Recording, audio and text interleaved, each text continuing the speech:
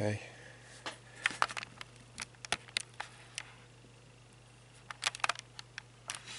The talk is, it is not known how Einstein derived his special relativity theory.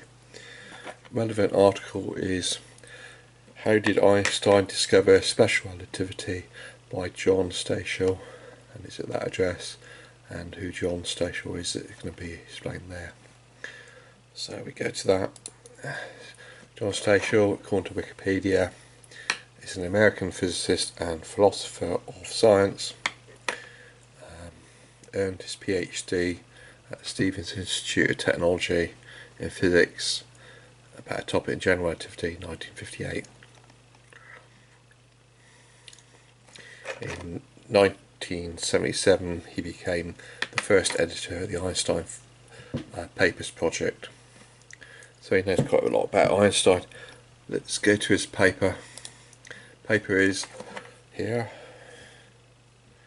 How did Einstein discover relativity? And it's talking about Edgar Allan Poe. Not really relevant, so let's get down to it. I believe that the problem of how Einstein discovered the special theory of relativity falls into the category of puzzling questions that are not beyond all conjecture. Let me begin by explaining why.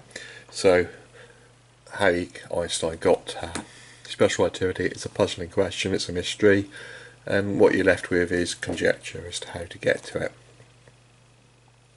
And so this is Stachel talking about it. When I started work on the Einstein papers, there was already a large literature on origins of special relativity compared to, say, the rather scanty amount published on the origins of general relativity. So I assume that the development of special relativity must be fairly clear. However, I soon learned that the amount of work published on the origin of special relativity and general relativity are just about inversely proportional to the available primary source material.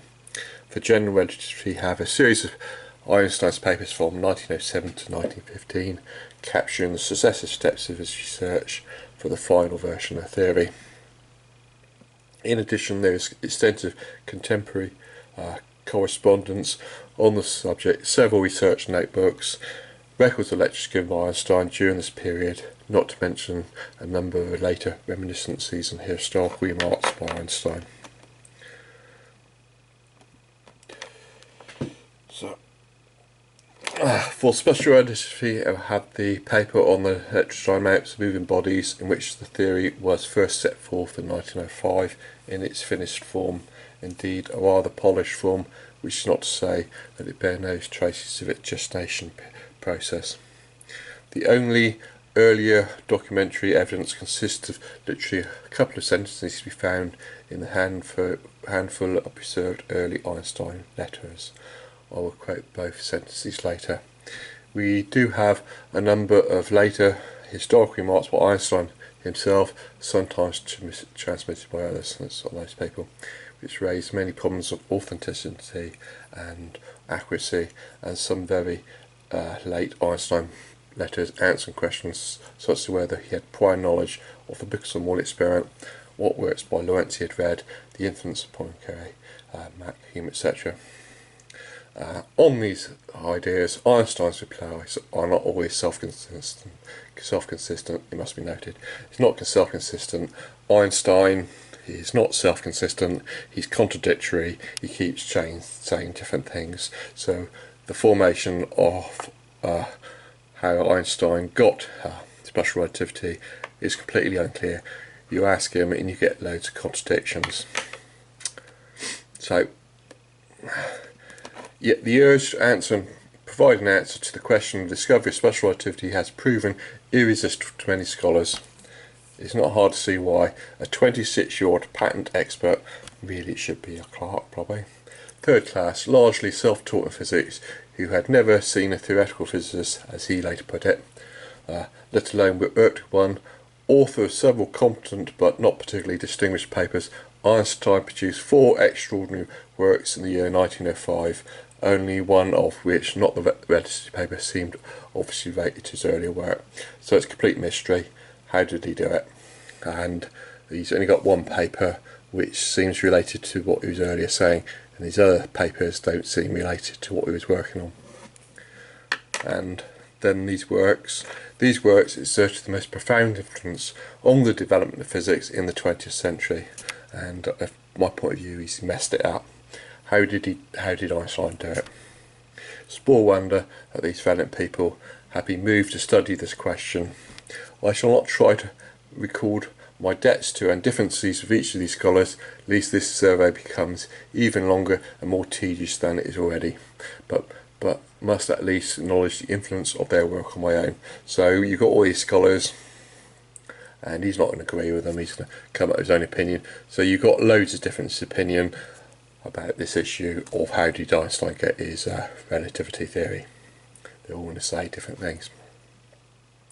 And according to this bloke, Stasio, I resisted the urge to conjecture for many years, but having finally succumbed, so I can well understand the temptation. So he tried to resist the temptation of conjecturing how Einstein's relativity came about, but eventually he's had a go. Contrary to my original naive expectation, no general consensus has emerged from all this work.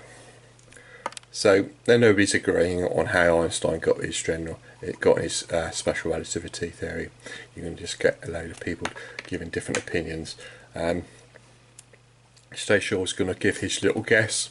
He's going to call it his conjecture, but it's a guess. He's going to give his guess on what Einstein's special relativity was derived. So he's going through that, and we'll pick it up further on down. You can read the article yourself to see if you want to agree with the way he's going to guess that Einstein did it.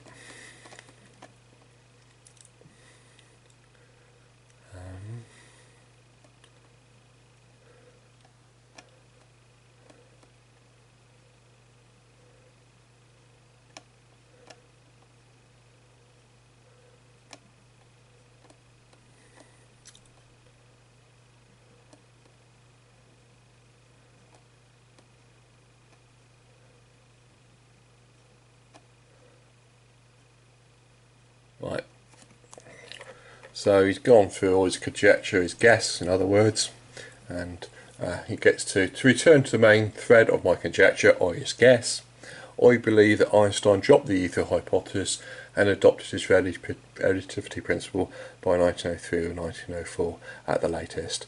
This is by no means the end of the story.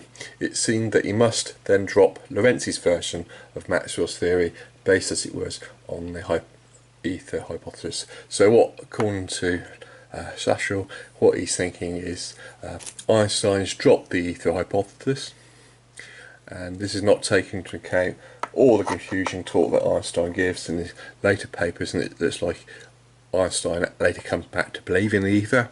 So going by what's happening at 1905, so say dropping the ether thing, and the existing theory is Lorentzi's theory, which is based on Maxwell's theory. And what's Einstein going to do? He's going to suddenly abandon Lorentzi's version of Maxwell's theory. So he's going to change everything. He changes everything. Why is he doing it? Why? What's going on? It's not clear. And you've got Stasio, we're just going to conjecture. Going to have a guess. Going to guess what's going on. There is good evidence suggesting he spent a great deal of effort trying to replace it with an emission theory of light, the sort of theory suggested by his concurrent researches in the quantum nature of light. And the emission theory is perfectly compatible with the relativity principle. And sometimes these people who believe in Einstein will say the opposite of that. They will dismiss an ether theory, but here we have an admission that ether theory is working. And so these people who believe in Einstein's relativity, they all just contradict themselves. And as you pointed out, this bloke is only doing a conjecture. This is all conjecture. He's always guesswork. He isn't making a guess. Anyway, going from him, thus the Michelson-Morley experiment presented no problem, nor is stellar aberration difficult to explain on this basis. Einstein seemed to wrestle with the problems of emission theory like for some time, and so forth. and so forth, and we're getting down to a bit more detail. Finally, after days spent wrestling once more with a problem in the company of his friend and patent office colleague Michel Bisto, the only person thanked in the 1905 Special Relativity paper, there came a moment of crucial insight. So Einstein's leading up to thinking about special relativity, and he's supposed to getting now a crucial insight. In all his struggles with the emission theory as well as with Lorentz's theory, he had been assuming that the ordinary Newtonian law of addition of velocities was unproblematic. It is this law of addition of velocities that allowed one to prove that if the velocity of light is constant with respect to one inertial frame, then it cannot be constant with respect to any other inertial frame moving with respect to the first.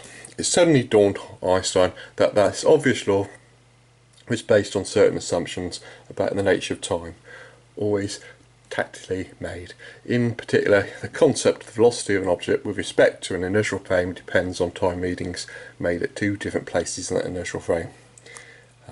He later referred to this moment of illumination as the step. So this is his insight. He's suddenly abandoning the way time has been treated by Newtonian physics, and so why is he doing that? It's not clear. He's going to waffle on. Seychelles going to waffle on about his conjecture, his guess about what's going on, but it's not clear.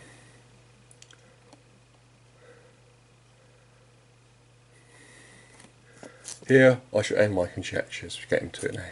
This guessing, all this guesswork on how Einstein arrived at special relativity. To briefly recapitulate, I believe that the first principle, the relativity principle, recapitulates his struggles with the mechanical concept, which led finally to the first crucial liberation of thought, the abandonment of the ether.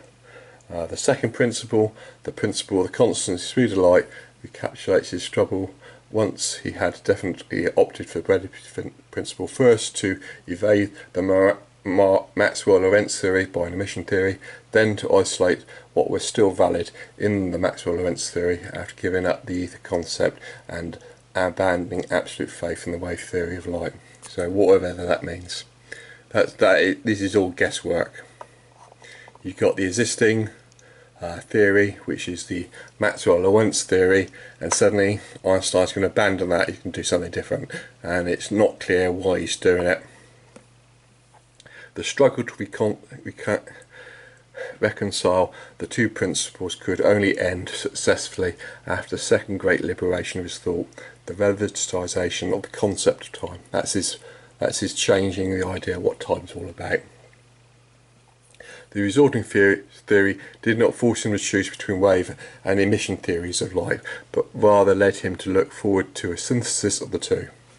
This synthesis was finally achieved over 20 years later in the quantum theory of fields, to the satisfaction of most physicists, but ironically never to that of Einstein.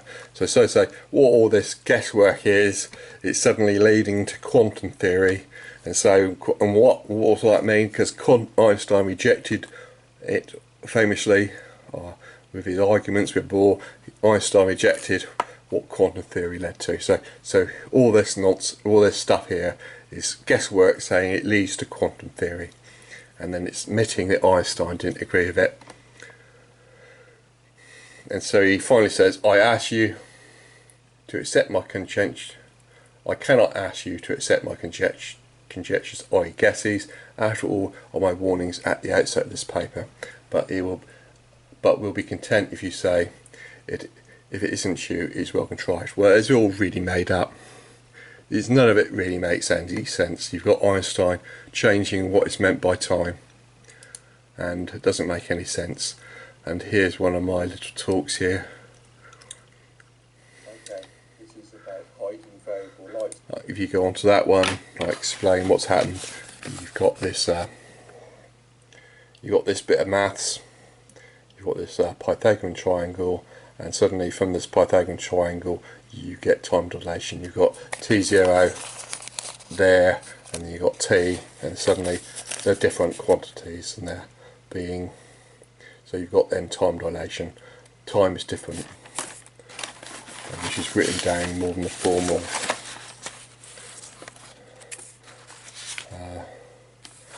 It's just usually written down in a form like that. But if you're going by straightforward Newtonian physics, you haven't got that. You've got T on all sides of the triangle, and you've got speed C on the hypotenuse, speed V along the horizontal, and the speed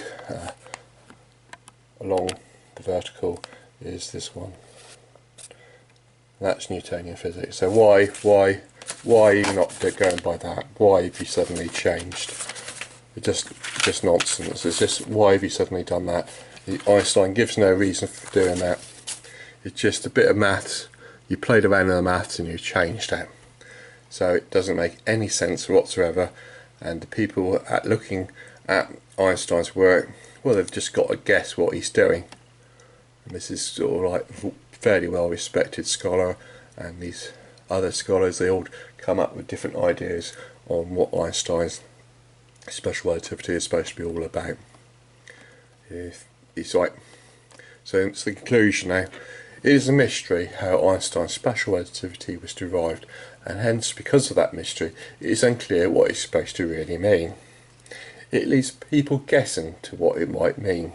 A theory that is so vague, leading people to numerous attempts at trying to make sense of it, must be dismissed as unscientific. There is no reason why one should stop using Newtonian physics. Einstein never presented us with any reason for the change, so we should continue to use Newtonian physics. The diversion onto Einstein was just a waste of space and time. It's a complete waste. Utter waste. What is that supposed to mean? What does it mean? You get that from mine. What does it mean? You should be doing your maths. You should be doing your maths that way. Why have you done it? Why have you done it? It doesn't make any sense to whatsoever, and all you get is people having a guess what is the theory supposed to mean, and they can't decide. They can't agree. Let's go down. I'm collecting loads of it now, so one of the silly defences they come up with where any theory is wrong. Any theory is wrong, but why is the change? Why did you have to make the change? And you've got all these people who I've been pointing out have criticised Einstein's relativity in the past.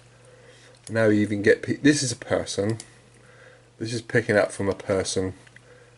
Stop it. This is a person who believes in Einstein's relativity, but he decides that mass does not increase with velocity in the context of Einstein's special relativity, and that's contrary to how the other people in special relativity think about special relativity. So you've just got differences of opinion as to what special relativity means. They just cannot agree.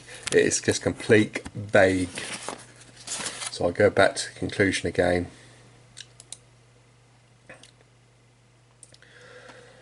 It leaves people guessing to what it might mean.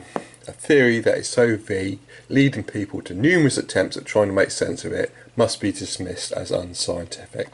There is no reason for it. It's just a complete waste of time and space. Or the other way around, waste of space and time. Einstein just sent everybody onto a diversion, and it's waste of time, waste of space, waste everything, waste of effort.